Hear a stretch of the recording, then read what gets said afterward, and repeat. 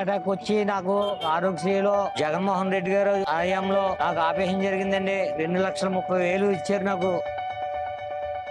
మందులు కూడా తిరిగి 10,000 ఇచ్చారండి. సంవత్సరం పాటు మందులు ఇచ్చారు. ఆయన చేసిన దానికి రుణం తీర్చుకోలేమండి. మన ఆరోగ్యశ్రీలో కూడా అలాగే వెళ్తాను కానీ అక్కడ జమీందారు చేయించుకున్నట్టుగా ఉందండి ఆపరేషన్. చిన్నోళ్ళకి అనే లేదు అక్కడ భేదం.